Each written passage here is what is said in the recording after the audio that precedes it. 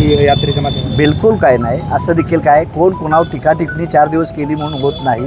माणसाच्या कामातून अनुभवातून मोठा होत असतं हे लक्षात ठेवायचं. आणि एखाद्याला विरोधक म्हटलं म्हणून ते जास्त दिवस चालतं नाही. 2 दिवसाची न्यूज होती, फक्त ब्रेकिंग न्यूज होती, ह्याच्यापेक्षा काय होत नाही. तर महायुतीचे जे नेते छगन भुजबळ यांनी आत्ता काही दिवसांपूर्वी म्हटलं की मंडल आयोग लागू करण्याबद्दल शरद पवारांचे ओबीसींवरती उपकार आहे. मात्र त्याच महायुतीमधले काही नेते सतत त्यांच्यावरती या संदर्भाने आरोप. तुम्हाला मी एक सांगतो, राजकारणात कोणाचं कोण कोठाचा आहे तो भाग वेगळा आहे, पण ज्या माणसानं ज्या समाजासाठी चांगलं काम केलं आहे त्याचं गुण गायलं पाहिजे. भुजबळ साहेबांचं मी अभिनंदन करतो. भुजबळच काय, मी सुद्धा पवार साहेबांचं अभिनंदन करण्यासाठी चालू आहे ना. मंडलबद्दल त्यांनी भूमिका घेतलेली चांगली होती का वाईट होती जगाला माहीत आहे. बरं, या व्ही.पी. सिंगाने आमचा मशिया कोण होता? व्ही.पी. सिंग होता. व्ही.पी. सिंग, शरद यादव या लोकांनी कष्ट केले. भुजबळ साहेब असतील, मुंडे साहेब असतील, या लोकांचं योगदान आहे.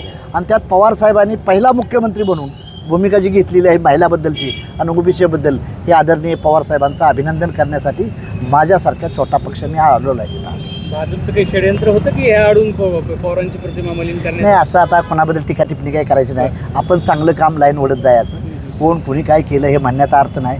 आणि एकमेकावर टीका केली म्हणून माणूस छोटा होत नाही.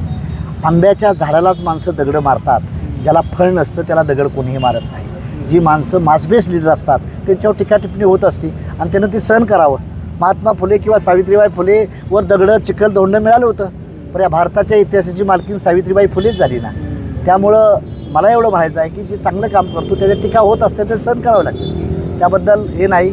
मंडल आयोग शरद पवार चंद्र काँग्रेसच्या राष्ट्रवादीनं काढलेला आहे. त्याला मी राष्ट्रीय समाज पक्षाच्या वतीने त्यांचं अभिनंदन हृदयातून स्वागत करण्यासाठी मी आज जालना या नगरीत आलो आहे. एबीपी माझा, उघडा डोळे बघा नीट.